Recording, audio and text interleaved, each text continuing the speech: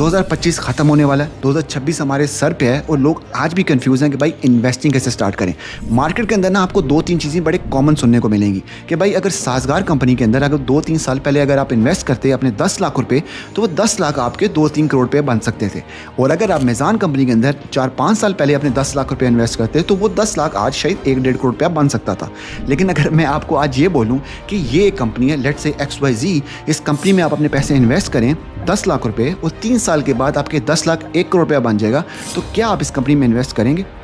Most probably आपका answer होगा no, because like my Ustad always says Alex रमोजी के opportunity is an opportunity looking backwards, today it's always a risk. यानी जब time गुजर जाता है ना तो आपको तब फील होता है कि यार ये अपॉर्चुनिटी थी, मैं यहाँ पे इन्वेस्ट कर लेता। लेकिन जब डिसीजन लेने का टाइम आता है, जैसे मैं आपको अभी बोल रहा हूँ कि आप इस कंपनी में इन्वेस्ट कर लें, तो आज आपके लिए रिस्क है। और रिस्क इंसान कभी भी नहीं लेता जब तक उसके पास इनफ इंफॉर्मेशन या नॉलेज नहीं होती। और ये इंफॉर्मेशन और नॉलेज सिर्फ आम इंसानों के पास नहीं है, ये मैंने बड़े बड़े प्रोफेशनल लोगों के अंदर देखा है कि उनके पास भी इन्वेस्टिंग की कोई नॉलेज ही नहीं है। मैंने ऐसे ऐसे लोगों को देखा है जो अपनी इंडस्ट्री में बड़े टॉप पे बैठे हैं, अच्छा पैसा कमा रहे हैं, ज़िंदगी के दूसरे मामलात को बड़े अच्छे तरीके से चला रहे हैं, लेकिन उनको इन्वेस्टिंग और पर्सनल फाइनेंस के बारे में ज़रा भी आइडिया नहीं है। क्योंकि हमारे कल्चर के अंदर ये चीज़ इस तरह इनग्रेव्ड की गई है कि भाई इन्वेस्टिंग ना हमारे लिए नहीं है। और जब इन्वेस्टिंग के या पैसे के बारे में कोई भी डिस्कशन की जाती है ना, तो हमारा माइंड जो होता है वो बंद हो जाता है। हम अपने कामों में तो बहुत अच्छे हैं, लेकिन पैसे इन्वेस्टिंग के बारे में हमारा माइंड नहीं चलता। तो मेरे इस वीडियो का मकसद ये है कि आपको बताना है कि इन्वेस्टिंग जिसको इतना मुश्किल बताया जा रहा है वो शायद इतनी मुश्किल नहीं है। और ये वीडियो 2026 में अगर आप अपनी इन्वेस्टिंग जर्नी स्टार्ट करना चाह रहे हैं तो this is going to be the only video और maybe the best video जो आपको एक प्रॉपर किस्म की एक अंडरस्टैंडिंग दे दे मैक्रो लेवल के ऊपर कि आपने अपनी पैसे के साथ करना क्या है, इन्वेस्टिंग करनी किधर है, कैसे करनी है, ताकि जब आप दूसरी जाके वीडियोज़ देखें, दूसरे जाके मटीरियल को जाके आप स्टडी करें तो आपको अच्छा खासा आइडिया हो जाए कि भाई मैंने अपने पैसे के साथ क्या करना है। और इस वीडियो का मकसद यही था कि अगर ये वीडियो मुझे 5 साल पहले मिल जाती और 5 साल पहले वाला इस वीडियो को देखता तो शायद जितनी मिस्टेक्स मैंने अपने पैसे को लेके की हैं वो मैं शायद ना करता, बिकॉज मुझे तब इतना आइडिया नहीं था। तो the least I can do is कि मैं ये वीडियो बना के उन सब लोगों की मदद कर सकूँ जो आज से 5 साल पहले वाले ज़िशान के आसपास अपनी जर्नी के अंदर हैं, ताकि वो गलतियाँ ना करें। तो अस्सलाम वालेकुम, मेरा नाम ज़िशान है और इस चैनल के ऊपर मैं सिर्फ इन्वेस्टिंग के ऊपर बात नहीं करता बल्कि फाइनेंशियल फ्रीडम के सारे एस्पेक्ट्स को लेकर चलने की कोशिश कर रहा हूँ। क्योंकि आपकी फाइनेंशियल फ्रीडम सिर्फ इन्वेस्टिंग से नहीं आएगी, बल्कि आपकी पूरी जब लाइफ रीडिज़ाइन होगी तो तब आएगी। उस लाइफ रीडिज़ाइन के अंदर आपका माइंडसेट आता है, आपकी हैबिट्स आती हैं, आपके लर्निंग स्किल्स आते हैं, आपकी नॉलेज आती है, आपका अर्निंग पोटेंशियल आता है। जब ये सब चीज़ें फिक्स होंगी तो तब जाके आप फाइनेंशियली फ्री हो सकते हैं। Investing is just one part of it. तो इसी पूरी लाइफ रीडिज़ाइन के ऊपर मैं बातें करता हूँ, वीडियोज़ बनाता हूँ। तो अगर आप अपनी लाइफ को रीडिज़ाइन करना चाहते हैं, इस चैनल को सब्सक्राइब कर लें, वीडियोज़ के ऊपर कॉमेंट कर लें ताकि आपको मेरी शक्ल नज़र आती रहे। And before we get into the investing part, पहले हम ये समझते हैं कि भाई हम अपने पैसे को इन्वेस्ट करने के बारे में सोच क्यों रहे हैं, ताकि हम ये समझ सकें कि भाई हमने इन्वेस्टिंग आखिर में करनी क्यों है। तो जो लोग अपने पैसे को बैंक्स में रख के सेव कर रहे हैं और उनको ये लग रहा है कि यार 2-3 साल के बाद जब भी हमें किसी चीज़ की ज़रूरत पड़ेगी तो हम इस पैसे को निकालेंगे और यूज़ कर लेंगे, लेकिन वो ये चीज़ को रियलाइज़ नहीं कर रहे कि उनका जो पैसा वो अपनी वैल्यू को लूज़ कर रहा है। यानी हर साल पाकिस्तान के अंदर 11% ऑन एवरेज आपका पैसा चोरी हो रहा है। थोड़ी सी सुनने में बात अजीब है, लेकिन इस चोर का नाम है इन्फ्लेशन, जो कि है महंगाई का रेट। हर साल आपका पैसा ऑन एवरेज 11% पैसे लूज़ करता है, जो कि पाकिस्तान के पिछले 25 साल इन्फ्लेशन का एवरेज है। यानी जो पिछले 2 साल पहले हमें सुनने को मिला था कि हमारा इन्फ्लेशन 28% तक चला गया है और आजकल आपको सुनने को मिल रहा है कि हमारा इन्फ्लेशन 6% है। तो जो मैं एवरेज 11% की बात कर रहा हूँ उसका मतलब ये है कि पिछले 25 साल में ऑन एवरेज 11% हमारा पैसा लूज़ होगा ही होगा हर साल। यानी अगर आपके पास आज 1 लाख रुपया है और जितनी चीज़ें आज आप 1 लाख की ले रहे हैं तो अगले साल आपको 1,11,000 रुपया चाहिए होगा सेम चीज़ें लेने के लिए। और इसकी एग्जांपल हम सरमाया के डिप्रिशिएटिंग कैलकुलेटर से समझते हैं कि फॉर एग्जांपल 2010 के अंदर अगर आपके पास 10,000 रुपया होते तो उसकी वैल्यू आज सिर्फ 2300 रुपया होता। और इसको अगर आप दूसरे एंगल से देखने की कोशिश करें कि 10,000 रुपये जो कि 2010 के अंदर था, जितनी चीज़ें आप तब खरीद सकते थे उतनी चीज़ें खरीदने के लिए आज आपको 43,000 रुपीज़ चाहिए। यानी आपका पैसा पड़े पड़े डी वैल्यू हो चुका है। जो पैसा आपको लगता था कि आपके काम आएगा, अब उसकी वो वर्थ नहीं रही जब आपने उस पैसे को सेव किया था। तो अब तो ये तो समझ आया कि हमारा पैसा लूज़ कर रहा है। अब इसको सेव रखने के लिए, इसकी वैल्यू को मेंटेन करने के लिए, इस वैल्यू को बढ़ाने के लिए हम क्या कर सकते हैं? दो चीज़ें हम कर सकते हैं। एक तो हम ज़्यादा अर्न कर सकते हैं, which is a very common और वेरी स्ट्रेट फॉरवर्ड आंसर, कि हम अपने स्किल्स के ऊपर काम करें और हम अपनी नॉलेज के ऊपर काम करें और जो अपनी हम अर्निंग पोटेंशियल है उसको ज़्यादा कर लें। बिकॉज जैसे ही हमारा अर्निंग पोटेंशियल ज़्यादा होगा, ज़्यादा पैसा कमाएंगे, तो ऑन एवरेज जितना हमारा इन्फ्लेशन से पैसा लूज़ हो रहा है, उससे उसी एवरेज से हम ज़्यादा पैसा कमा रहे हैं, विच इज़ क्वाइट डिफिकल्ट और क्वाइट कॉम्प्लिकेटेड पाकिस्तानी की इकॉनमी को लेकर, जिसके ऊपर मेरा ये सारा चैनल भी है। तो आज उसके ऊपर बात नहीं करते, आज हम बात करेंगे जो second thing which is called investing. कि भाई आप अपने पैसे को इन्वेस्ट करें, वो पैसा जब अपनी वैल्यू ज़्यादा बढ़ेगा तो आप शायद इन्फ्लेशन को बीट कर सकें। अब यहाँ तो आपको समझ आ गई कि आप इन्वेस्ट करेंगे, इन्फ्लेशन को बीट कर सकते हैं। तो एक और चीज़ भी आपको समझने की ज़रूरत है कि इन्फ्लेशन अगर 11% है तो आपको पता लगे यार 11% अगर मेरा पैसा साल में बढ़ता है ना, तो मुझे ऐसा कोई प्रॉफिट नहीं मिला। अगर मैं इसका रियल प्रॉफिट देखूं तो मुझे रियल रिटर्न ऐसा कुछ नहीं है, बिकॉज ये सिर्फ इसने इन्फ्लेशन को बीट किया है। और अब मेरे पास एक आइडिया आ गया है कि भाई मेरे पैसे को 11% या उससे ज़्यादा को बढ़ना चाहिए। अब मैं इसको 11% या 11% ज़्यादा कैसे बढ़ा सकता हूँ, उसमें डिपेंड करता है कि मैं अपने पैसे को इन्वेस्ट कैसे कर रहा हूँ। आप अपने पैसे को हाई रिस्क में इन्वेस्ट कर सकते हैं, लो रिस्क में इन्वेस्ट कर सकते हैं, उस लिहाज से आपके रिटर्न होते हैं ताकि आपका पैसा इन्फ्लेशन को बीट कर सके। But more on that later. But इससे पहले ये समझने की ज़रूरत है कि भाई इन्वेस्टिंग से पहले जब आपने ये समझ लिया कि भाई हमने इन्फ्लेशन को बीट करना है, this is one part of your goal, आपका दूसरा पार्ट ऑफ गोल क्या है इन्वेस्टिंग को लेके? सिर्फ इन्फ्लेशन को बीट नहीं करना बल्कि और चीजें भी तो करनी है जिंदगी के अंदर। एंड उसके लिए हमें समझने की जरूरत है कि what is your goal with your investing. अब आपका जो गोल है वो सबसे बड़ी चीज है जो कि आपने सेट करना है बिफोर के आप इन्वेस्टिंग को स्टार्ट करें। आपको एक नॉइज़ मिलेगी जब भी आप इन्वेस्टिंग करने जाएंगे। कुछ लोग आपके आसपास होंगे, वो आपको ये बोलेंगे यार मैं आज पैसे डालता हूँ, मैं 10 दिन के बाद 15 दिन के बाद निकाल लेता हूँ, मुझे इतना प्रॉफिट हो जाता है। आपको लगता है यार ये बंदा बात ठीक कर रहा है। फिर एक बंदा आएगा, वो बोलेगा यार मैं आज पैसे डाले, मैं 5 साल के बाद निकालूंगा क्योंकि इस कंपनी में इतना प्रॉफिट मुझे मिल सकता है। आप कहोगे यार ये भी बंदा ठीक कह रहा है। अब आप दोनों बंदों की बातें क्यों सुन रहे हो? क्योंकि आपको खुद पता नहीं है कि आपका गोल क्या है। बंदा जो है वो डिफरेंट बात कर रहा है, उसका जो ज़िंदगी का गोल है वो बिल्कुल डिफरेंट है, वो बिल्कुल अलहदा किस्म की गेम खेल रहा है। जो दूसरा बंदा है वो बिल्कुल एक अलहदा गेम खेल रहा है। जो जब तक आपको ये नहीं पता लगेगा कि आपकी गेम क्या है, कि आपने ज़िंदगी में जाना कहाँ पे है, तो आप इन्वेस्टिंग कैसे स्टार्ट कर सकते हैं। और उसकी एग्जांपल ऐसी है कि फॉर एग्जांपल कि आप इन्वेस्टिंग करना स्टार्ट करें और आप 25 साल के हैं। आपका गोल क्या है? मैं 60 साल की उम्र में जब रिटायर होऊंगा तो मेरे पास इतना पैसा होना चाहिए। अब आपकी जो इन्वेस्टिंग स्ट्रेटेजी है वो बिल्कुल डिफरेंट होगी एज़ कम्पेयर टू समवन जो कि 50 साल का है। उसका गोल भी है कि मैं 60 साल की उम्र में रिटायर हो जाऊंगा। अब आप दोनों बंदों के पास टाइम का मसला है। एक के पास टाइम बहुत ज़्यादा है और एक के पास टाइम बिल्कुल भी नहीं है। एक के पास टाइम 10 साल है, एक के पास टाइम 25 से 30 साल है। तो जो 30 साल वाला बंदा होगा वो उन्हीं चीज़ों में इन्वेस्ट करेगा जहाँ पे वो रिस्क ले सकता है, क्योंकि अगर मार्केट ऊपर नीचे होती भी है तो उसके पास टाइम है, साल हैं जो कि उस लॉस को रिकवर कर लेंगे और उस लॉस से बहुत ज़्यादा पैसा बना लेंगे। लेकिन जो 50 साल की उम्र में बंदा है उसके पास इतना टाइम नहीं है कि भाई वो रिस्की इन्वेस्टमेंट्स करे। और क्योंकि अगर उसका पैसा फंस गया तो उसकी जो 60 साल में रिटायरमेंट होनी है उसमें उसको काफ़ी मुश्किलात आएंगी। तो दोनों की इन्वेस्टिंग स्ट्रेटेजी बिल्कुल डिफरेंट होगी। और जनरल रूल ऑफ थंब क्या होता है कि आप अपने गोल के जितने पास हैं आपको उतना ही कम रिस्की इन्वेस्टमेंट्स करनी है। फॉर एग्जांपल अगर आपका गोल है घर लेना अगले 5 साल के अंदर, या आपने शादी करना अगले 3 साल के अंदर, तो ये आपके गोल्स हैं। आपने बच्चे की शादी करनी है 15 साल के बाद, तो ये आपके गोल्स हैं। जितना आप इस गोल से दूर हैं आप उतना रिस्की इन्वेस्टमेंट कर सकते हैं, जितना आप इस गोल के पास हैं आपको उतना लो रिस्क इन्वेस्टमेंट्स करनी चाहिए, जिसके बारे में बड़ा डिटेल में मैं आगे जाके बात करूंगा। और अगर मैं इसको पाकिस्तानी कॉन्टेक्स्ट से थोड़ा सा समझाने की कोशिश करूं कि अगर आप 2017 के अंदर स्टॉक मार्केट में इन्वेस्ट करते जबकि स्टॉक मार्केट बिल्कुल पीक पे थी और आपका गोल क्या था कि यार 2019 के अंदर मैंने शादी करनी है, अपना घर खरीदना है, तो 2017 के बाद जो मार्केट क्रैश होना स्टार्ट हुई 2022-23 में जाके लोगों के जो पैसे हैं वो रिकवर हुए। अब सिर्फ आपके टाइम होराइजन की वजह से आपको लॉस हुआ है और आपको अपने सारे पैसे जो जितने भी आपने इन्वेस्ट किए थे वो लॉस में बेच के अपनी शादी और अपना घर शायद आप ना ले सकें तब, राइट। लेकिन अगर आपका वही गोल होता कि यार मैं 2017 में इन्वेस्ट करूंगा, 2025-26 में मेरी शादी है या मैंने घर खरीदना है, तो 2017 के अंदर अगर आपको लॉस हो भी गया है, 2021-22 तक लॉस हो भी गया है, लेकिन उसके 3 साल 22 से लेकर 25 तक आपको इतना प्रॉफिट हो चुका होगा कि आपका जो लॉस है वो भी रिकवर हो गया, आपके पास उल्टा ऊपर पैसे भी बन गए, तो जो आपका गोल था शादी का या घर लेने का वो पूरा हो सकता है। तो टाइम होराइजन भी बहुत मैटर करता है कि आप अपनी इन्वेस्टिंग को लेके किस तरह करना चाह रहे हैं। तो आपका जो गोल होगा it's the most important thing, because आपकी इन्वेस्टिंग स्ट्रेटजी उसके लिहाज से चेंज होती रहेगी। अब जब आपको गोल समझ आ गया तो आपने अब ये चीज़ डिसाइड करनी है कि भाई आपने पैसे को इन्वेस्ट कैसे करना है और किधर करना है, किस एसेट क्लास के अंदर करना है।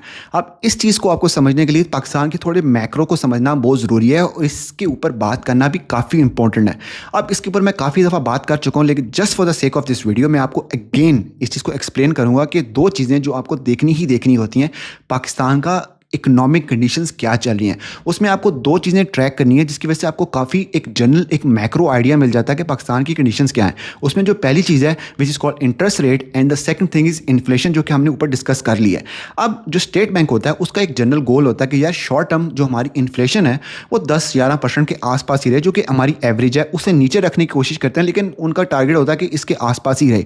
अब जब हमारी इन्फ्लेशन बहुत ऊपर चली जाती है, जैसे कि 2022-23 में गई 28% तक भी गई, तो उस टाइम स्टेट बैंक ने इंटरवीन करना होता है और इस जो इन्फ्लेशन है इसको कंट्रोल करना होता है। और जब वो कंट्रोल करने की बारी आती है तो उनके पास क्या चीज़ होती है कि वो इंटरेस्ट रेट को हाई कर देते हैं। जब भी इंटरेस्ट रेट हाई होगा तो जो जितने भी कंपनीज एग्जिस्ट कर रही हैं उनके लिए जो बोरिंग पावर है वो कम हो जाएगी, बिकॉज जितना अगर फॉर एग्जाम्पल उन्होंने लोन लेना है और लोन लेकर अपनी कंपनी को चलाना है तो वो जो लोन उनको मिल रहा है वो काफ़ी एक्सपेंसिव मिल रहा है। जब वो लोन नहीं लेंगे तो चीज़ें बनाएंगे कब, जब वो चीज़ें बनाएंगे कम तो लोगों को कम हायर करेंगे, जिन लोगों को कम हायर करेंगे तो लोगों आगे जाके स्पेंड कम करेंगे, जब स्पेंड कम करेंगे जितनी companies cement companies, auto companies, जितनी भी कंपनीज हैं उनके पास प्रॉफिट्स कम आएंगे। जब प्रॉफिट्स कम आएंगे तो जो स्टॉक मार्केट है, जो ओवरऑल जो मार्केट है उसकी जो अर्निंग्स है वो नीचे चली जाएंगी। जब अर्निंग्स नीचे चली जाएंगी तो आपको पता लगेगा यार स्टॉक मार्केट काफ़ी नीचे चली गई है, काफ़ी लोगों को नुकसान हो रहा है। उसके पीछे आपको जो रीज़न है वही समझने की जरूरत है कि जब भी हमारी इन्फ्लेशन ऊपर जाती है उसको कंट्रोल करने के लिए इंटरेस्ट रेट ऊपर किए जाते हैं। जैसे इंटरेस्ट रेट ऊपर किए जाते हैं तो जो आपकी स्टॉक मार्केट है वो गिरना स्टार्ट हो जाती है, बिकॉज लोगों के पास पैसा ही नहीं होता स्पेंड करने के लिए। कंपनीज चीज़ें नहीं बना रही होती, मैन्युफैक्चर नहीं कर रही होती, लोगों के पास स्पेंडिंग कैपेसिटी नहीं होती और तब प्रॉफिट्स गिरना स्टार्ट हो जाते हैं और स्टॉक मार्केट नीचे गिरना स्टार्ट हो जाती है। तो अगर मैं ये कहूँ कि इन दोनों का आपस में उल्टा रिलेशनशिप है कि जब भी इंटरेस्ट रेट ऊपर जाएंगे तो आपकी स्टॉक मार्केट नीचे गिरेगी और जब भी इंटरेस्ट रेट आपके नीचे आएंगे तो स्टॉक मार्केट आपकी ऊपर जाएगी। तो ये चीज़ गलत नहीं होगी। और ये चीज़ हमने देखी भी कि जैसे 2023-24 के अंदर जब हमारे मैक्रोस कंट्री के बेहतर होना स्टार्ट हुए, जब हमारी इन्फ्लेशन कंट्रोल होना स्टार्ट हुई, तो यार स्टेट बैंक ने देखा कि हमारी इन्फ्लेशन जो है वो काफ़ी कंट्रोल हो चुकी है। वो 28% थी, वहाँ से आगे 15 होगी, 14 होगी, 13 होगी। तो हर क्वार्टर के बाद वो देखते हैं कि यार हमारा जो इन्फ्लेशन है वो कितनी है, उस लिहाज से डिटरमिन करेंगे हमारा इंटरेस्ट रेट कितना होना चाहिए। तो इंटरेस्ट रेट 24-25% पे था, वहाँ से कट होते होते होते 10% 11% पे आया और अभी जो हमारा परसों या एक हफ्ते पहले जो मीटिंग हुई है स्टेट बैंक की उसमें उन्होंने 10.5 इंटरेस्ट रेट कर दिया, जो कि स्टार्ट होता है 24% से। अब 24% से 10.5 पे जब वो आया तो हमारी स्टॉक मार्केट ने बूम करना स्टार्ट कर दिया और हमने देखा कि हमारा जो इंडेक्स था वो 40-50 हज़ार से आज 1,70,80 हज़ार पे हुआ है और अगले साल में ये एक्सपेक्टेड है कि वो 2,10,000 2,20,000 तक भी जाए। तो कहने का मतलब ये है कि जब आपको इकोनॉमिक कंडीशंस पाकिस्तान की पता होगी कि पाकिस्तान किस डायरेक्शन में जा रहा है तो आपको बेहतर आइडिया हो सकता है कि स्टॉक मार्केट चलेगी या नहीं चलेगी। And there is another thing it कि जब भी आपका इंटरेस्ट रेट ऊपर जाता है, फॉर एग्जांपल जब 24% पे चला गया तो लोग अपने पैसे को स्टॉक मार्केट से निकाल के मनी मार्केट में इन्वेस्ट करना स्टार्ट कर देते हैं। अब ये मनी मार्केट क्या होती है जिसके ऊपर मैं जाकर बताऊंगा कि आपने मनी मार्केट में इन्वेस्ट कैसे करना है, लेकिन just for the sake of it कि जब भी गवर्नमेंट को कोई पैसा चाहिए होता है वो आके बैंक्स के पास जाते हैं, उनसे पैसे को रेज करते हैं। अब बैंक्स के पास अपना पैसा होता है और दूसरा वो बंदे जो बैंक्स होते हैं वो डिफरेंट लोगों से, आप जैसे लोगों से, इन्वेस्टर से पैसा उठाते हैं और आगे गवर्नमेंट को देते हैं। तो जब इंटरेस्ट रेट 23-24% पे है तो मतलब ये है कि आपको जो रिटर्न मिलेगा वो 23-24% के आसपास मिलेगा।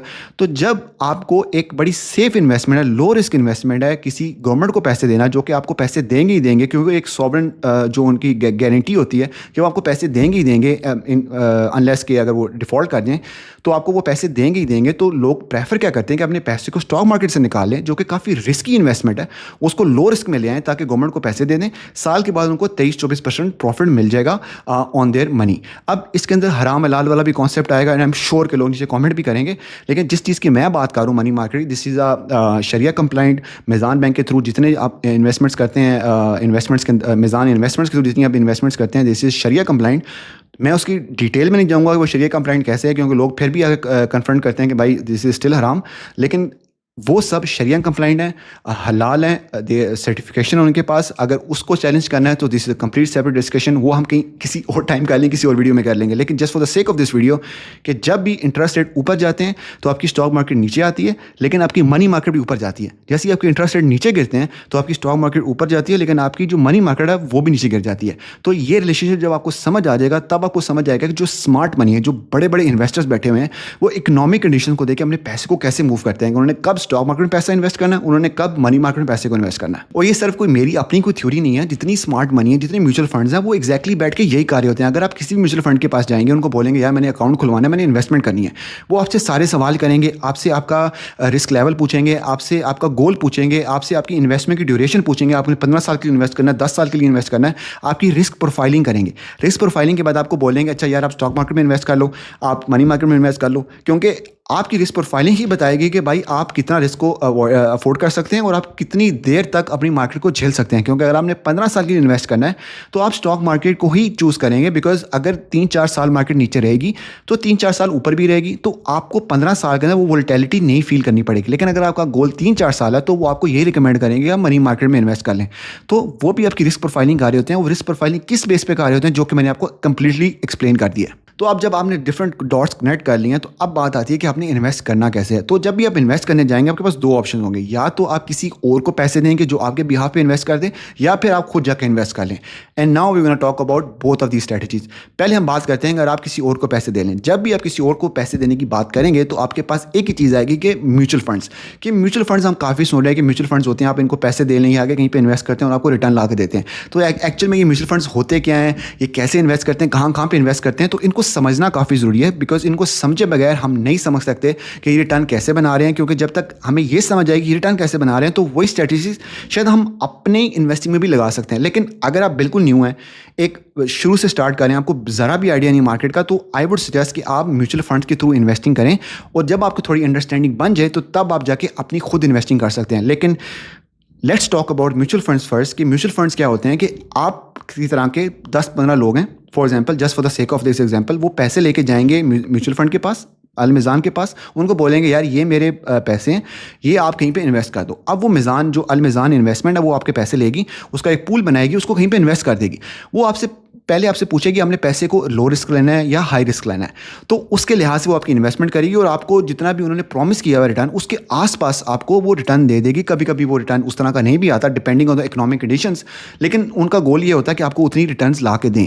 अब वहाँ पे आपके पास चॉइस होती है कि आप लो रिस्क में जाएं या फिर हाई रिस्क में जाएं। अब लो रिस्क हाई रिस्क मैंने आपको ऊपर एक्सप्लेन किया है कि हाई रिस्क क्या होगा कि जब आप इक्विटीज़ के स्टॉक मार्केट के अंदर इन्वेस्ट कर रहे हैं, और जब लो रिस्क क्या होगा जब आप मनी मार्केट के अंदर इन्वेस्ट कर रहे हैं, जब आप गवर्नमेंट को पैसे दे रहे हैं। तो जब आप इन्वेस्ट करने जा रहे होंगे तो उनके पास एक फंड होगा, फॉर एग्जांपल उनके पास होगा स्टॉक फंड, एक होगा मनी मार्केट फंड। तो आपने स्टॉक फंड के अंदर तब इन्वेस्ट करना है जब आपको पता है कि यार मैं रिस्क लेने जा रहा हूँ। अब इकोनॉमिक कंडीशंस पाकिस्तान की ऐसी हैं कि अगले 1 साल के अंदर शायद जो आपकी स्टॉक मार्केट है ऊपर जाए, लेकिन हो सकता है 2-3 साल ना चले। तो आपको ये चीज़ ज़हन में रख के उस स्टॉक मार्केट में इन्वेस्ट, जो स्टॉक फंड है उसमें इन्वेस्ट करना है। क्योंकि उस स्टॉक फंड के अंदर बेसिकली हो क्या रहा होगा, आप अपने 10,000 रुपया उस स्टॉक फंड जो था वो खरीदेंगे, आपके पास उस 10,000 के एक स्पेसिफिक शेयर्स आपके पास आ जाएंगे। अब बैक एंड पे क्या होगा कि वो जो स्टॉक फंड है, उनके पीछे उन्होंने डिफरेंट कंपनीज खरीदी होंगी। उनके पास 10 कंपनीज होंगी, 15 कंपनीज होंगी, 6 companies, different types of companies होंगी जो कि उन्होंने अपने पास लेके रखी होंगी। लेट्स से मिज़ान रखी होगी, मारी पेट्रोलियम रखी होगी, साज़गार रखी होगी, you name it, different companies on different, वो अपना उनका वैल्यूएशन एक एनालिसिस होता है कि उसके लिहाज से वो कंपनी रखते हैं। तो उन्हें अपने बैक एंड पे वो चीज़ें रखी होंगी, उसको एनालाइज करके वो कंपनीज को सेट करके रखते हैं। तो आपको नहीं पता कि आपने कहाँ पे इन्वेस्ट करना है, तो आप जाके सिर्फ वो स्टॉक फंड खरीद लेंगे, तो बैक एंड पे आपका जो 10,000 रुपया है वो उन डिफरेंट कंपनीज के अंदर इक्वली डिस्ट्रीब्यूट हो जाएगा, या फिर जो भी वेटेज उन्होंने रखी हुई है उस लिहाज से वो डिस्ट्रीब्यूट हो जाएगा। फॉर एग्जांपल उन्होंने कहा था कि मिज़ान 14% हो जाएगा और बाकी मारी पेट्रोलियम 12% हो जाएगा। तो जो आपका 10,000 था वो इसी 14, 12, 6, 7, 8% जितने भी वेटेज है उसके लिहाज से डिवाइड हो जाएगा डिफरेंट कंपनीज के अंदर। आपको कुछ भी नहीं करना पड़ा, तो आपने वो इन्वेस्ट कर दिया। तो अब जब वो रिटर्न बनाएंगी कंपनी, जब उनके प्रॉफिट्स जनरेट होंगे, जब वो उनकी जो स्टॉक वैल्यू ऊपर जाएगी, तो आपको भी रिटर्न मिलेगा डिफरेंट कंपनीज का मिला के। इसमें आपको नहीं देखना पड़ा कि भाई मैंने स्टॉक में कहाँ इन्वेस्ट कर रहा हूँ, कैसे कर रहा हूँ, कुछ भी देखना नहीं पड़ा। ऑन दी अदर हैंड अगर आप जब मनी मार्केट में इन्वेस्ट करते हैं तो वो आप जाके सिर्फ उनके मनी मार्केट फंड को चूज़ करेंगे, उसमें अपने पैसे सेलेक्ट करेंगे, मैंने कितने पैसे डालने हैं, अब वो पैसे डालेंगे, वो पैसे डाल जाएंगे। जब वो पैसे डाल जाएंगे तो 1 साल के बाद आपको वो जो एक्सपेक्टेड रिटर्न है, जितना इंटरेस्ट रेट चाह रहा है उसके आसपास आपको मिल जाएगा। आजकल के लिहाज से 11% है, 1-2 साल पहले आपके पास 18 से 20-22% भी रिटर्न आपको मनी मार्केट दे रही थी। तो जब आपको इतना रिटर्न मिल रहा हो तो स्टॉक फंड में कोई भी नहीं जाता। तो जब आपको ये चीज़ समझ आ गई तो आपको काफ़ी आइडिया हो जाता है कि आपने इन्वेस्टिंग जब करनी है तो आपने कौन सा फंड खरीदना है। Now mutual fund is doing everything for you, और ये चीज़ कभी भी फ्री नहीं हो सकती। जैसे मैंने आपको बताया कि जब भी आप स्टॉक फंड खरीदेंगे उसके पीछे वो कंपनीज खरीद के आपके बिहाफ पे रख लेते हैं, उनकी वेटेज डिफरेंट हो सकती है, वो बैठ के एनालाइज कर रहे होते हैं, वो बैठ के उनके रिसर्चर्स बैठे हुए हैं कि मार्केट को देख रहे हैं हर टाइम कि भाई अच्छा ये स्टॉक है, इसको हम इतना ले लेते हैं, इस स्टॉक को हम बेच देते हैं। तो ये पीछे बैठ के बंदा कोई तो काम कर रहा है, उसको कहते हैं ये फंड मैनेजर्स। फंड मैनेजर्स अपनी एक फ़ी चार्ज करते हैं। तो जो भी फंड जितना भी एक्टिवली मैनेज हो रहा होगा उसकी उतनी ज़्यादा फ़ी होगी, जितना कोई फंड कम मैनेज हो रहा होगा उसकी उतनी कम फी होगी। फॉर एग्जांपल अगर वो बैठ के स्टॉक फंड के अंदर जो फंड मैनेजर है वो बैठ के देख रहे हैं कि यार अच्छा यार ये कंपनी थी हमने डाली थी, अब ये सही परफॉर्म नहीं कर रही, हमें लग रहा है कि 6 महीने में या 1 साल के अंदर सही परफॉर्म नहीं करेगी, तो अपने फंड में से वो कंपनी निकाल देंगे।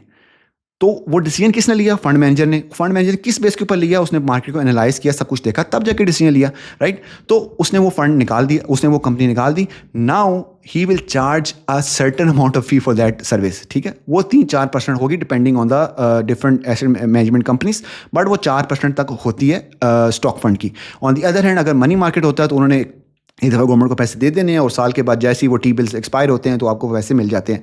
तो उसके अंदर इतनी एक्टिवली मैनेजमेंट नहीं हो रही होती, तो उसकी हमेशा फी 1-1.5% के आसपास होती है।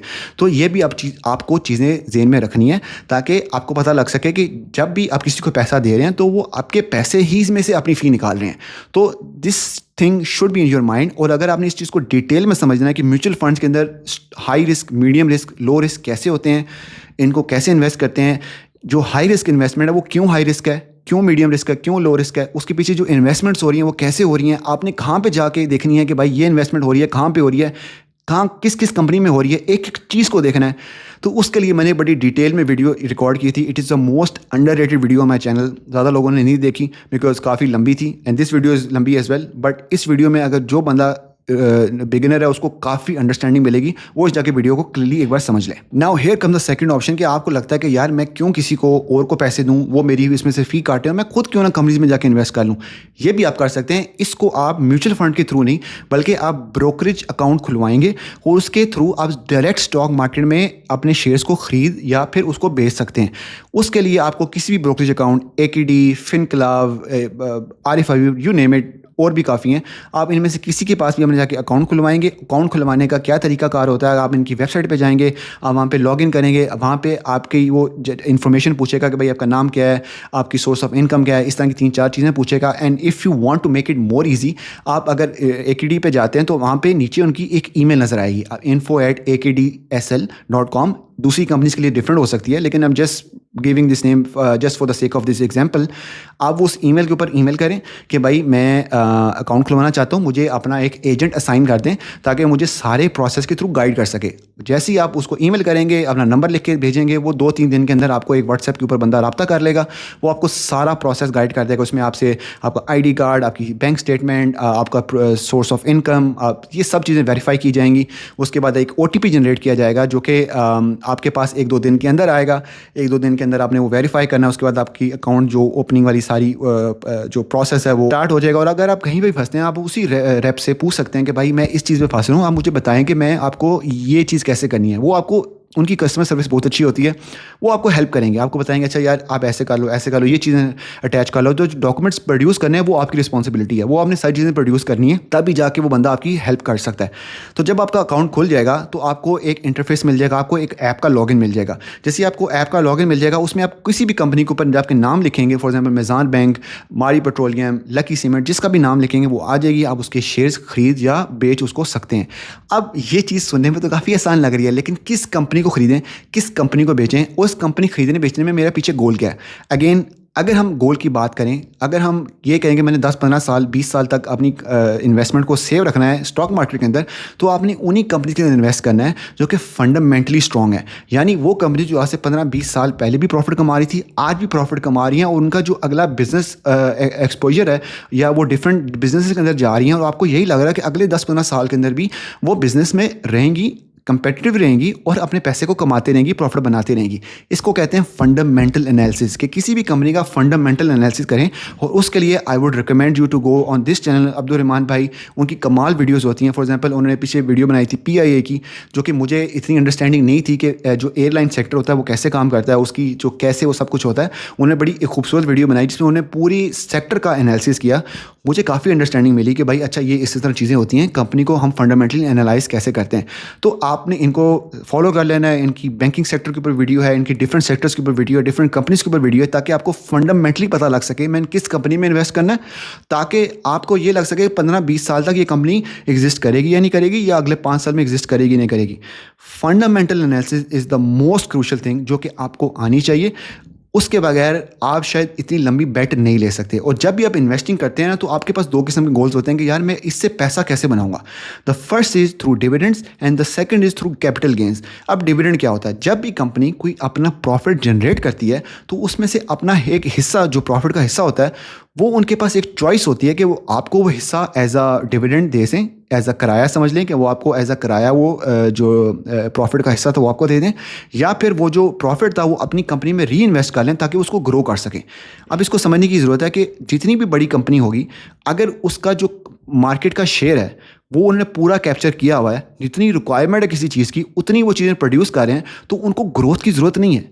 राइट, उनको ग्रोथ की ज़रूरत नहीं है। जब भी आप किसी भी ऐसी कंपनी में इन्वेस्ट करेंगे तो वो ज़्यादा डिविडेंड्स दे रही होंगी, क्योंकि उनको ग्रोथ की ज़्यादा ज़रूरत नहीं है। तो जितना प्रॉफिट जनरेट करते हैं वो अपनी कंपनी में इन्वेस्ट क्यों करेंगे जब उनको ग्रोथ चाहिए ही नहीं। तो वो ज़्यादा प्रॉफिट लोगों में बांट देते हैं थ्रू डिविडेंड्स। लेकिन कुछ ऐसी कंपनीज होती हैं जिसे ग्रोथ स्टॉक्स कहते हैं, जिनको ग्रोथ की रिक्वायरमेंट होती है। जैसे साजगार है, उन नए प्लांट्स लगाने हैं, डिफरेंट गाड़ियों, नई गाड़ियों के मॉडल्स ला रहे हैं, तो उनको ग्रोथ की ज़रूरत है, तो वो कम डिविडेंड्स देंगी और ज़्यादा प्रॉफिट को अपने बिजनेस के अंदर री इन्वेस्ट करेंगी ताकि अपने आप को बड़ा कर सकें। तो आप डिविडेंड के थ्रू भी पैसा कमा सकते हैं और कैपिटल ग्रोथ के थ्रू भी पैसा कमा सकते हैं। तो डिविडेंड के थ्रू आप पैसा ऐसे कमा सकते हैं कि आपने उन कंपनीज को देखना है कि जो डिविडेंड्स देती हैं। आपने स्टॉक मार्केट के ऊपर जाना है और आपको एक इंडेक्स मिलेगा जो कि स्टॉक मार्केट की टॉप 30 कंपनीज हैं जो कि डिविडेंड देती हैं। आपने उन कंपनीज में से कोई 5-6 कंपनीज चूज़ कर लेनी है, आपने उसमें इन्वेस्ट कर देना है ताकि आपको डिविडेंड वाले स्टॉक्स मिलें। और इनिशियली डिविडेंड वाले स्टॉक आपको क्यों रिकमेंडेड होते हैं कि जब भी आप 10 लाख रुपये या 5 लाख रुपये या 10,000 रुपया भी डालेंगे किसी कंपनी के अंदर, आपको वो नॉलेज नहीं थी कंपनी के बारे में, आपने थोड़ी बहुत नॉलेज लेके वो कंपनी में इन्वेस्ट तो कर दिया, अब आपको ट्रस्ट नहीं है यार इसमें से पैसा बनेगा भी नहीं बनेगा। तो जब आपकी 15,000 या 20,000 की इन्वेस्टमेंट से अगर 100-200 रुपया भी डिविडेंड आ रहा है, तो आपको लगेगा यार मैंने कहीं पे पैसा लगाया, उससे मुझे मेरे जो शेयर्स थे वो भी वहीं के वहीं हैं और ऊपर से मुझे कोई 200-300 रुपया डिविडेंड भी आ गया, तो आपको लगेगा यार ये ठीक चीज़ है, इस पर मैं थोड़ा सा और इन्वेस्ट करता हूँ। जब आप इन्वेस्ट करते जाएंगे तो आपको एक किस्म का ट्रस्ट बढ़ेगा स्टॉक मार्केट के ऊपर कि भाई इसमें से मेरा कैश फ्लो भी चल रहा है, अगर मैं 10 लाख इन्वेस्ट करूंगा तो मेरा इतना डिविडेंड बन जाएगा। और अगर आपने डिविडेंड देखना है, फॉर एग्जांपल किसी भी कंपनी का कितना डिविडेंड दे सकती है और मेरे महीने का खर्चा चला सकती है, तो आपने ऐसे करना है कि किसी भी कंपनी के उसके ऊपर जाना है। आप इसमें स्टॉक मार्केट का जो पोर्टल है वो खोल सकते हैं, आई प्रेफर सरमाया।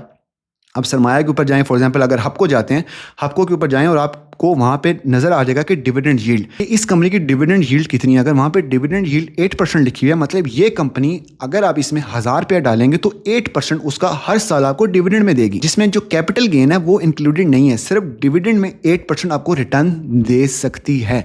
तो अगर आपको 8% वहाँ से मिल रहा है और कंपनी एक साल के अंदर 20% ऊपर चली है, तो आपको 28% का प्रॉफिट हो सकता है। तो उस डिविडेंड यील्ड की वजह से आप डिटरमिन कर सकते हैं कि मैंने उस कंपनी में इन्वेस्ट करना जहाँ पे डिविडेंड ज़्यादा देते हैं। उसके बाद दूसरे स्टॉक्स होते हैं जहाँ पे कैपिटल गेन हो रहा है। फॉर एग्जांपल अगर स्टॉक आपने 100 का लिया, 200 का होगा तो बेच दिया, तो आपको डबल प्रॉफिट हो गया, तो आपकी जो इन्वेस्टमेंट थी वो डबल होगी। तो that's the second way you can get profits.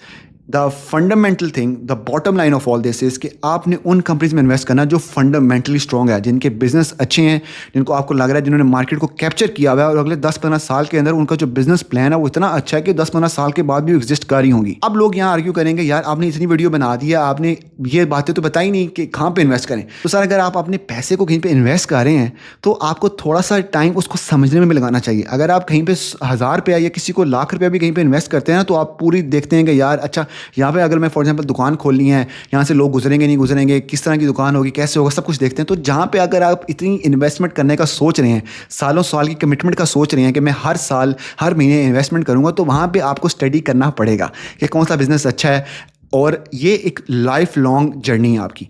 आप अब्दुल रहमान भाई को देखेंगे, क्लब के चैनल के ऊपर जाके आप आतिक भाई को देखेंगे तो आपको समझ आएगा कि ये सेक्टर्स कैसे काम कर रहे हैं, किन कंपनी में इन्वेस्ट करना चाहिए, किन कंपनीज के थोड़े बहुत मसले आ रहे हैं। It's a on going thing. ये मैं आज आपको नहीं बता सकता कि यार लकी सीमेंट है ये 20 साल तक चलेगी। फॉर एग्जांपल कल को कुछ उनकी कंपनी के अंदर ऐसी डेवलपमेंट होती है जो कि मैंने आज वीडियो बनाते हुए मुझे नहीं पता, जो कि 1 हफ्ते या 2 हफ्ते के बाद हो जाती है। तो आप अगर मेरे इस वीडियो देख के उस कंपनी को खरीद लेंगे तो आप तो मुझे गालियाँ देंगे। Thing is you need to keep on learning, you need to study the market yourself. आपको कंपनीज को पढ़ना, एनालाइज करना, फंडामेंटल एनालिसिस करना खुद आना चाहिए, ताकि जहाँ पे आप अपने पैसे को इन्वेस्ट कर रहे हैं आप उस पीस ऑफ माइंड से करें कि यार अच्छा मैंने यहाँ पे पैसे इन्वेस्ट किए हैं, ये कंपनी बहुत अच्छी है, अगर ये डूब भी रही है तो खैर है, मुझे पता है इसने आगे कल को ऊपर ही जाना है। तो वो जो कॉन्फिडेंस है ना, वो आपको उस कंपनी को अंडरस्टैंड किए बगैर नहीं आ सकता। तो आपका सबसे बड़ा गोल होना चाहिए कि आप कंपनी को खुद बैठ के अंडरस्टैंड करें अगर आप इन्वेस्टिंग खुद करना चाह रहे हैं। बिकॉज अगर आप इन्वेस्टिंग खुद नहीं करना चाह रहे और आप खुद स्टडी भी नहीं करना चाह रहे, तो फिर यार आप जाके म्यूचुअल फंड में खरीद लें, वो they let them do their job. अगर वो आप 3-4% चार्ज कर रहे हैं तो आपको आपका टाइम भी तो बच रहा है, आपको स्टडी नहीं करना पड़ा, आपको इतना टाइम नहीं लगाना पड़ा चीज़ों को समझने के अंदर। तो आपको ये ट्रेड ऑफ करना पड़ेगा कि भाई मैंने टाइम बचाना है या फिर मैंने ज़्यादा पैसा कमाना है। ज़्यादा पैसा कमाना है तो आपको ये चीज़ें स्टडी करनी पड़ेगी। मॉर्गन हसल अपनी किताब में कहता है कि मार्केट में जब आपने पैसा कमाना है ना, तो यू हैव टू पे द प्राइस। कि आप कोई भी ज़िंदगी में कोई चीज़ भी लेते हैं आपको उसकी प्राइस देनी पड़ती है, कोई फ़ी देनी पड़ती है। अगर आपको कोई चीज़ पसंद आ गई, लेट्स से वॉच, अगर वो 50,000 रुपये की वॉच है तो आपको वो 50,000 रुपया दे के वो चीज़ खरीदनी पड़ेगी। तो मार्केट के अंदर अगर आपने सक्सेसफुल होना है तो volatility is the fee that you have to pay. यानी मार्केट आपकी नीचे जा सकती है, ऊपर आ सकती है, तो जो वोलेटिलिटी है ना वो आपकी फ़ी है ऑफ एडमिशन। जब तक आप ये फ़ी नहीं देंगे तब तक आप कामयाब नहीं हो सकते। ऐसे काफ़ी लोग होते हैं जो कहते हैं यार हम इस फ़ी से बच जाएं, ब्रोकर वाली फ़ी नहीं, ये जो फ़ी की बात मैं कर रहा हूँ वोलेटिलिटी वाली फ़ी, कि मैं जल्दी से मार्केट में जाऊँगा, इन्वेस्ट करूँगा, जैसे मुझे प्रॉफिट होगा मैं निकल आऊँगा। तो जब तक वो फ़ी नहीं देंगे तो शायद एक दफ़ा कामयाब हो जाए, 2 दफ़ा कामयाब, लेकिन उनको एक ऐसा झटका लगेगा ना जिससे उनका पूरा जो ट्रस्ट था ना मार्केट्स के ऊपर, इन्वेस्टिंग के ऊपर उठ जाएगा। तो जब तक आप अपने माइंड को ये चीज़ रेडी नहीं करेंगे कि यार मैंने फ़ी भी देनी है, फ़ी सिर्फ ब्रोकर को नहीं देनी होती, मार्केट को भी देनी है, मार्केट कल को नीचे चली जाएगी तो आप इस मार्केट में बंधे रहें। बिकॉज वो जो मार्केट नीचे गिरी है ना वो किस्म की फ़ी है, क्योंकि इस मार्केट ने कल को ऊपर आना ही आना है, if the history tells us the right thing. तो मार्केट कल को जब ऊपर आएगी तो आप काफ़ी पैसा बना सकते हैं, लेकिन इस फ़ी को अपने दिमाग के अंदर बिठा लें, क्योंकि जब तक आप ये फ़ी नहीं देंगे, आपको लगता है कि यार जैसी मार्केट गिरेगी मैं थोड़ा सा पैनिक करूँगा, बेच दूंगा, तो ये मार्केट आपके लिए नहीं है, आप पैसा नहीं कमा सकते। और मैं एक पॉडकास्ट सुन रहा था जिसमें एक बड़ी मज़े की बात की गई, और आई थिंक ग्राहम स्टीफन की पॉडकास्ट थी या किसी और की। उसमें कहते हैं कि जो बेस्ट इन्वेस्टर है वो इन्वेस्टर है जो कि मर चुका है। यानी अगर फॉर एग्जांपल 2 बंदे थे जिन्होंने आज से 15 साल पहले इन्वेस्टिंग करना स्टार्ट की, एक बंदे ने इन्वेस्ट कर दिया, दूसरे बंदे ने इन्वेस्ट कर दिया, अब एक बंदे की 2 साल के बाद डेथ होगी, उसके जो पैसे इन्वेस्टेड थे वो इन्वेस्टेड ही हैं, लेकिन जो दूसरा बंदा था वो जिंदा है, उसके पास इमोशंस हैं। जाहिर बात है जब मार्केट नीचे जाएगी उसको डर आएगा, जब मार्केट ऊपर जाएगी उसके पास ग्रीड आएगा। तो उस इमोशंस की वजह से वो राइड होता गया, और 15 साल के अंदर उसने जितना पैसा बनाया it was nowhere close to the other person who was dead 15 years ago. Because उस बंदे ने उस जो मार्केट की वोलेटिलिटी की जो फी थी बाय डिफॉल्ट दे दी थी। ही वाज डेड, उसने अपनी मार्केट को जो इन्वेस्टमेंट उसको नहीं छेड़ा, 15 साल नहीं छेड़ा, 3-4 साल 5 साल शायद बुरे आए हों, लेकिन 6 बाकी के जितने साल थे उसमें इतना उसको प्रॉफिट बन गया हो कि that dead guy will beat a living guy any given moment. तो आपको ये चीज़ समझने की जरूरत है कि भाई जितना एक्शन जरूरी है किसी चीज़ को करने के लिए, मार्केट के अंदर आपको इन एक्शन समझना है कि भाई आपने कभी कभी इतने बुरे बुरे हालात के अंदर भी इन एक्शन यानी कोई भी एक्शन नहीं लेना। जब तक आप वो एक्शन नहीं लेंगे तो शायद आप लॉन्ग पीरियड ऑफ टाइम के लिए कामयाब हो सकते हैं। बिकॉज जितने बड़े इन्वेस्टर्स को देख लें, from Warren Buffett to Charlie Munger, you name it, वो इतने बड़े कामयाब इन्वेस्टर तब भी बने हैं कि दे हेल्ड देयर ग्राउंड, यानी उन्होंने जो चीज़ें ली उसको होल्ड करके रखा, बुरे हालात में बेचा नहीं। तो आई होप कि ये जो कॉन्सेप्ट था ये आपके दिमाग के अंदर चला गया होगा, बिकॉज इसको समझते समझते मेरे 3-4 साल लग गए। मेरी 70 से 80% जो मेरी सेविंग्स थी वो उड़ गई। एंड आई होप कि किसी को वो चीज़ें फेस ना करनी पड़े जो कि मैंने फेस की through living all that. And before I and this video, मैं आपको एक चीज़ बताना चाहता हूँ कि मैं कुछ स्टॉक मार्केट गुरु नहीं हूँ। मैं आपको कभी भी ये नहीं बताऊँगा कि यार ये स्टॉक खरीद लो, इसको बेच दो। मैं कभी भी, आप मेरे मुंह से ये चीज़ नहीं सुनेंगे। मैं आपको बता सकता हूँ कि भाई आप इन्वेस्टिंग कैसे करें, पर्सनल फाइनेंस को कैसे हैंडल करें और फाइनेंशियल फ्रीडम को आप कैसे हासिल कर सकते हैं। बिकॉज इन्वेस्टिंग से सिर्फ फाइनेंशियल फ्रीडम आपको नहीं मिलेगी, बल्कि आपको अपनी पूरी लाइफ रीडिज़ाइन करनी है, जिसके बारे में मैंने आपको ऊपर बताया भी है। क्योंकि आपको एक चीज़ सुनने को बड़ी मिलती है कि भाई 20,000 रुपये इन्वेस्ट करो, 20 साल इन्वेस्ट करते रहो, हर महीने 20-20 हज़ार और आप करोड़पति बन जाओगे। अब इस पूरी स्टेटमेंट में प्रॉब्लम क्या है कि यार 20 साल ना बहुत लंबा पीरियड है। पाकिस्तान की जो जॉब मार्केट है, जो कि दुनिया के हालात जिस तरह बदलने वाले हैं, वो इतने रैपिडली बदलेंगे कि आपको कीप अप करते बड़ी परेशानी होगी। कि जो पैसे आप आज कमा रहे हैं वो शायद इन्फ्लेट होकर इतने कम हो जाएं कि आपको पैसे इन्वेस्ट करने का शायद मौका ही ना मिले। आप आज तो इन्वेस्ट कर रहे हो, शायद 10 साल या 5 साल के बाद उतने पैसे हर महीने शायद इन्वेस्ट ना कर सको। आपकी लाइफ बढ़ जाएगी, आपके बच्चों के खर्चे होंगे, आप बूढ़े हो रहे होंगे, किसी की बीमारी हो सकती है। तो आपको इस चीज़ के ऊपर सारा फोकस नहीं करना कि यार मैंने 20,000 रुपये इन्वेस्ट करना, जितना मैं कमा रहा हूँ ना मैं उससे खुश हूँ, मुझे और कुछ नहीं करना, लेकिन मैं 20-20 हज़ार रुपये इन्वेस्ट करके करोड़पति बन जाऊँगा। क्योंकि अगर आपका ये माइंडसेट रहा तो काफ़ी मसले होंगे। तो आपको अपनी दूसरी चीज़ों में भी एक्सेल करना है, बिकॉज जब तक आपका माइंडसेट अपग्रेड नहीं होगा, जब तक आपका नॉलेज अपग्रेड नहीं होगी, जब तक आप अपने स्किल्स को अपग्रेड नहीं करेंगे, जब तक आप अपनी उस स्किल्स को यूज़ करके अपने लिए बेहतर जो अर्निंग जो आउटकम्स हैं वो नहीं लाएंगे, तो तब तक आपको मसले आते रहेंगे। क्योंकि investing is always an output. जो इनपुट है ना, हमारा प्रॉब्लम इनपुट है कि हम पैसे कितने डाल रहे हैं। अगर हम 20,000 की जगह हर महीने 50,000 डालना स्टार्ट कर दें, तो जो हमारा गोल 20 साल में अचीव होना है वो शायद कम टाइम में अचीव हो जाए, बिफोर ऑल द वोलेटिलिटी जो कि बीच में आने वाली है।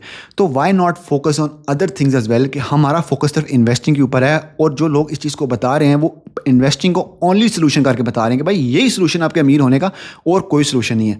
It is a solution but is not the solution. और भी सोल्यूशन हैं और बाकी चीज़ों के ऊपर काम करना मेरे ख्याल से ज़्यादा ज़रूरी है। और this is everything I talk about on this channel. तो अगर आपको ये वीडियो थोड़ी पसंद आई है, इसको लाइक करें, कमेंट करें, बिकॉज आई डोंट नो कितने लोगों ने यहाँ तक वीडियो देखी है। अगर देखी है तो एक कमेंट कर दें कि भाई ये वीडियो पसंद आई है या ना पसंद आई है। जो भी इसमें आपके राय थी वो आप दे दें। मैं आपकी राय पढ़ूंगा, देखूंगा कि भाई लोगों को ये वीडियो किसकी इतनी पसंद आई है। And I will try to make better content in future, because ये काफ़ी वीडियो लंबी हो गई थी। काफ़ी लोगों ने मुझे बोला इतनी लंबी वीडियोस ना बनाया करें, लेकिन छोटी वीडियो के अंदर ये चीज़ें बताना मुश्किल होती हैं, नहीं बताई जाती। तो आगे अगले साल के लिए काफ़ी एक्साइटिंग कंटेंट मैंने प्लान किया हुआ है। ऐसा कंटेंट प्लान किया हुआ है जो कि पैसों के बारे लेके पाकिस्तान में शायद कंटेंट लोग नहीं बनाते, या इतनी नॉलेज नहीं है लोगों के पास कि वो इतना कंटेंट बना सकें, और लोगों के पास इतना नॉलेज नहीं है कि उसको कंज्यूम कर सकें। I am trying to fix that gap कि मैं वो कंटेंट बना भी सकूं और इस तरह का बना सकूं कि लोग उसको कंज्यूम भी कर सकें। तो it's exciting year ahead for me as well. आपकी हेल्प चाहिए, आपकी सपोर्ट चाहिए, दैट्स ऑल आई नीड। मुझे कोई पैसे नहीं मिलते यूट्यूब से। मैं अगर मेरे 2 लाख पिछली वीडियो पे 2 लाख व्यूज़ हैं, उस पर मुझे $30 भी नहीं मिला। तो I will share the screenshot as well if you want. तो it's not about money for me, it's more of raising awareness, ताकि मैं लोगों को ज़्यादा अवेयर कर सकूँ, अपने पैसे को ज़्यादा पैसे बना सकें और हम सब मिल के फाइनेंशियली फ्री हो सकें। बिकॉज आने वाले साल हैकर्स को देख के काफ़ी परेशान हूँ, क्योंकि आने वाले टाइम काफ़ी चेंज हो सकता है, काफ़ी चेंजिंग आ सकती है, जिससे कीप अप रखना हमारी सही मुश्किल हो जाए। तो आई होप कि इस चैनल के ऊपर मैं उन लोगों की मदद कर सकूँ। And I guess I see you in the next one. तब तक दुआ में याद रखिएगा।